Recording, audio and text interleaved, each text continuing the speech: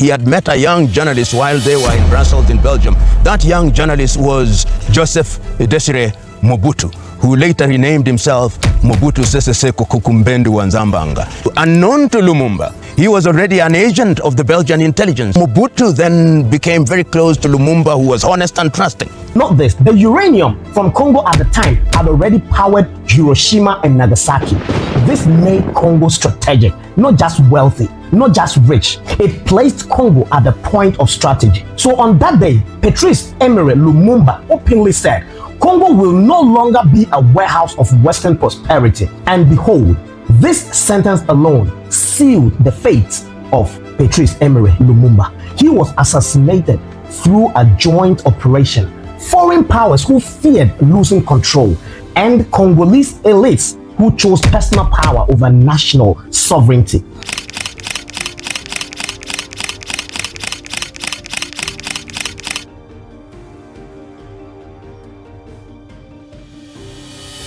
Patrice Emery Lumumba was executed, he was ousted, and he was destroyed by outsiders with the help of inside men. On January 17, 1961, Patrice Emery Lumumba was executed. He was assassinated through a joint operation. Foreign powers who feared losing control, and Congolese elites who chose personal power over national sovereignty. Congo of today has become a sport and a ground of foreign exploitation. Now stay close and listen to me. This is the story. This is the truth, the history that you were not taught in school as a Congolese and as an African. This is Inside Focus. Now you're watching me. If this is the first time you're coming across my channel, just relax a little bit. Look at that subscribe button, hit it, go to the video, like the video, share the video, and go to the comment section. Let me know what you think about this very conversation. Please listen to this. This video is not with an intention to attack a personality or a group of people. It is for the purpose of education and criticizing an idea and an opinion, as this video is an analytical part of historical and geopolitical discussion. We seek to understand global power relations, not to create division. Patrice Emery Lumumba was not a communist agent as the Western propaganda insisted. He was a nationalist, a Pan-Africanist, a man who believed Congo's resources should benefit Congolese people first. At independence in 1960, on that day, Patrice Emery Lumumba openly said, Congo will no longer be a warehouse of Western prosperity. And behold, this sentence alone sealed the fate of Patrice Emery Lumumba. It is on that day that it was decided that Lumumba must die. So let us ask ourselves this very question. What was the crime of Patrice Emery Lumumba that led to him being ousted, destroyed, and murdered? He demanded control of natural resources. He fired Belgian officers. He refused IMF and World Bank dependencies. He publicly humiliated Belgium during independence ceremony. Patrice Emery Lumumba stood against resource extraction without sovereignty.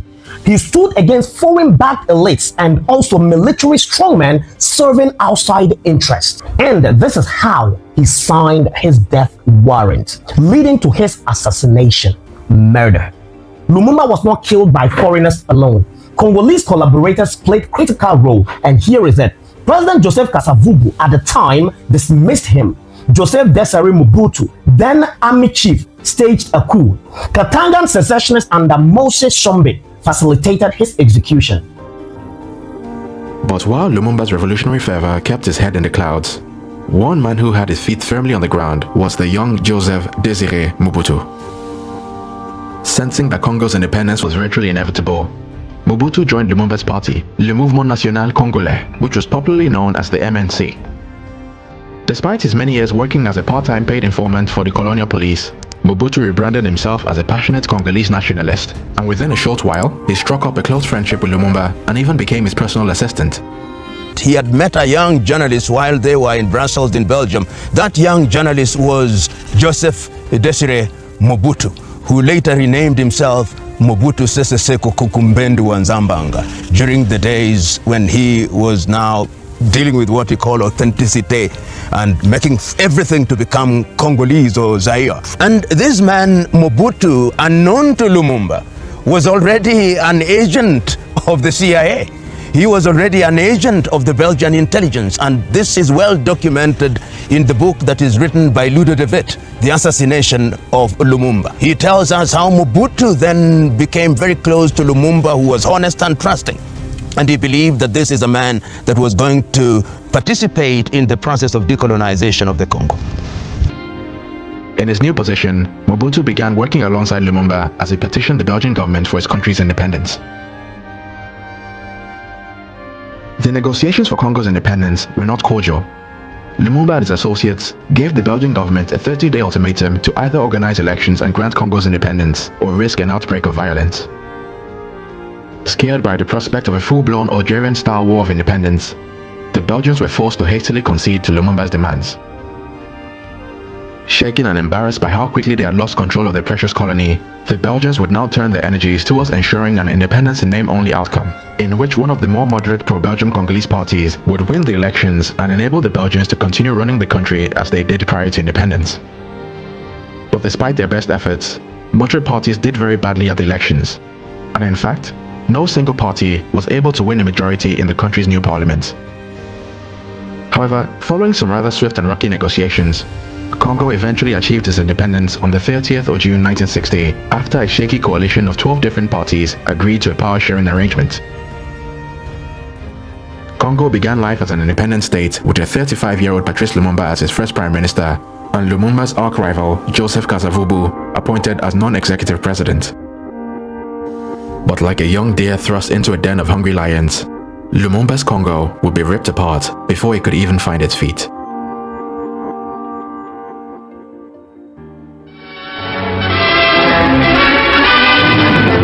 Violence and chaos in the Congo.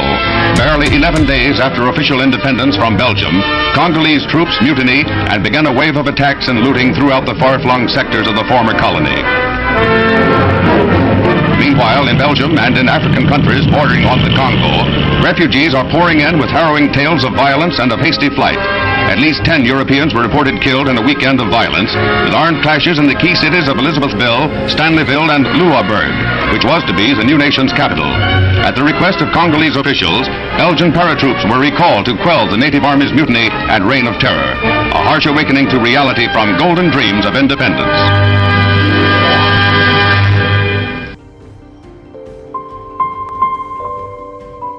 Within its first 7 days as an independent state, an army revolt would break out into a fully fledged civilian massacre as Lumumba's government struggled to control the situation.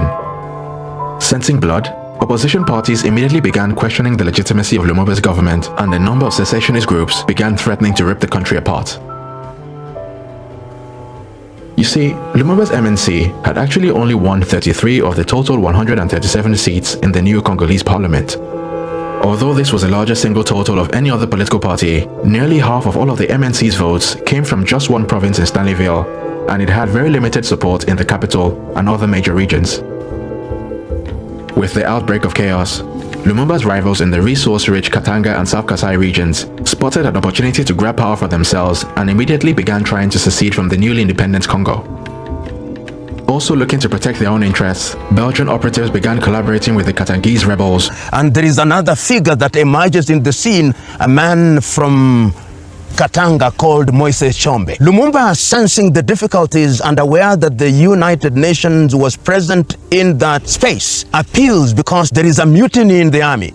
And he appeals to the then Secretary of the United Nations, Dag Hammarskjöld, to support his army so that this mutiny can be brought down and the Belgians would not eliminate him. And the United Nations abandons Lumumba. It is at that time that Lumumba turns to the Soviet Union. And the Americans then say this is a communist and he's going to make Congo a communist country, and the decision is made. And from that day on, there is a code name for Lumumba. The code name for Lumumba is Satan, and the decision is that he must be eliminated. As they saw Katanga as a base from which they could eventually topple Lumumba's government and establish a pro-Belgium unified Congolese government in the country's capital of Leopoldville.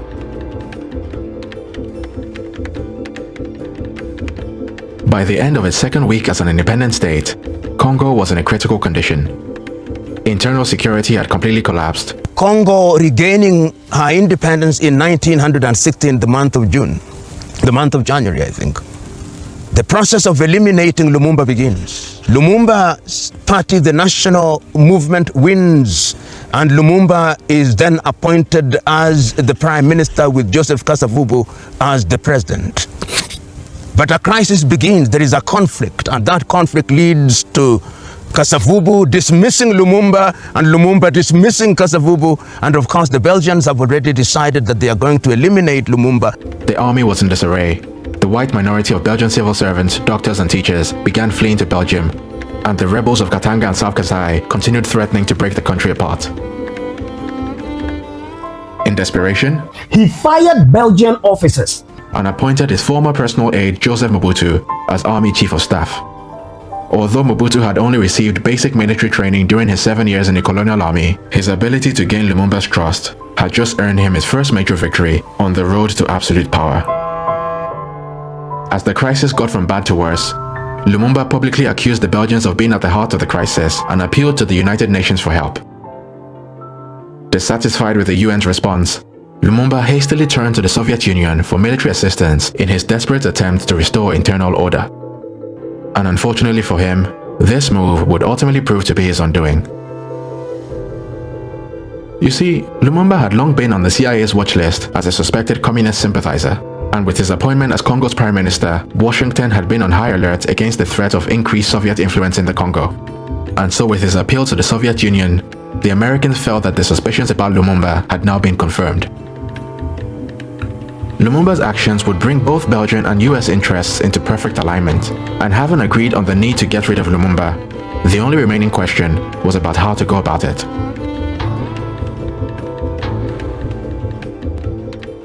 The perfect man for the job would be none other than Lumumba's newly appointed Army Chief of Staff. Where most people saw chaos, Mobutu saw a golden opportunity. The Congolese crisis would be for him the perfect way to fast-track his long-term political ambitions. By aligning himself to American and Belgian interests, Mobutu realized that he could use their military might to consolidate power for himself and create a perfectly symbiotic relationship between him and two of the world's most powerful countries. And so while Lumumba continued to accuse the Belgians of sabotage and desperately tried to rally up nationalist spirit, Mobutu publicly accused Lumumba of being a communist sympathizer and blamed him for the disorder in the Congolese army. Of course, he is arrested and he is detained in Kinshasa, then Leopoldville. And he tries with people like Pierre Mulele, who are part of the people that he was working with, and he attempts to escape on his way to the Kasai province to what was then called Stanleyville, now called Kisangani. Acting in collaboration with President Kasavubu, the Belgians and the Americans, Mobutu would go on to arrange for the capture and secret execution of the very same man that had brought him to the corridors of power.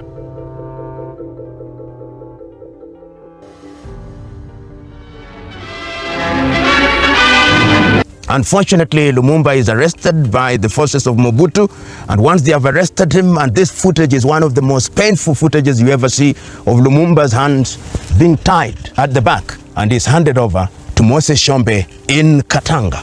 A new chapter begins in the dark and tragic history of the Congo with the return to Leopoldville of deposed Premier Lumumba, following his capture by crack commandos of strongman Colonel Mobutu. Taken to Mobutu's headquarters past a jeering, threatening crowd, Lumumba was impassive at this lowest ebb of his stormy career. Mobutu watched as his troops manhandled Lumumba, but promised the pro-red Lumumba a fair trial on charges of inciting the army to rebellion. Lumumba was removed to an army prison outside the capital as his supporters in Stanleyville seized control of Oriental province and threatened a return of disorder. Before that, Lumumba suffered more indignities, including being forced to eat a speech which he restated his claim to be the Congo's rightful premier. Even in bonds, Lumumba remains a dangerous prisoner, storm center of savage loyalties and equally savage opposition.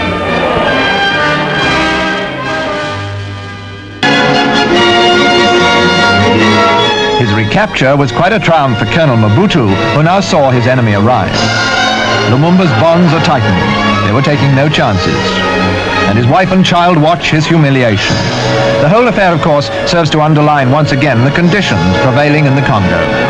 It's not enough to arrest a man. He must apparently be beaten up as well. Then put him on trial later, no doubt.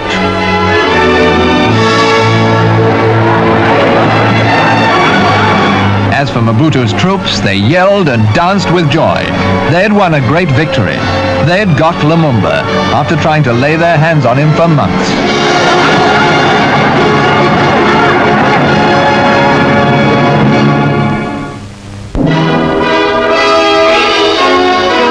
The leader... And when they hand him over, the story is now told. Ludovic says he's taken to the forest, he's shot, and his body is dissolved in acid. The man who shot him has recently come out and said, he's now an old man, that I shot Lumumba and the only thing that I retained was his tooth, which was returned to Congo in the year 2024. That is the sad history of how Lumumba then entered the heart of the people. And one of the things that Lumumba does before he dies is that he writes a letter to his wife Josephine Opango, one of the most iconic letters. He says, in part, I'm aware that I'm going to die, but I die in the knowledge that the history of Congo will be written by the Congolese. And of course, he's executed, and there are riots across the world because Lumumba had already distinguished himself as a Pan-Africanist. So numerous are the riots, and of course, leaders across the world, Kwame Nkrumah, Julius Kambarage Nyerere, at that time in the Soviet Union, Lumumba's name is synonymous with Pan-Africanism. Lumumba's name is synonymous with courage. Lumumba's name is synonymous with somebody who loves his country. Lumumba's name is synonymous with the good things that the Congolese would have wanted. And Lumumba is only age 36 at that time. And subsequently, of course, it is said that the spirit of Lumumba has never rested. It has never rested, with the consequence that even as we speak today, the Democratic Republic of Congo has known no peace and will never know any peace. I know that his legacy was preserved in many ways. Here in Kenya in the 1960, in honor of Lumumba, we had something that was formed by the Kenya African National Union, KANU, called the Lumumba Institute. We had streets named for Lumumba. We had in Moscow the Friendship University, which was named after Patrice Emery Lumumba. Remember, this was Inside Focus. Like, share, and subscribe, because the silence is the final weapon of exploitation. And I say again, this was Inside Focus.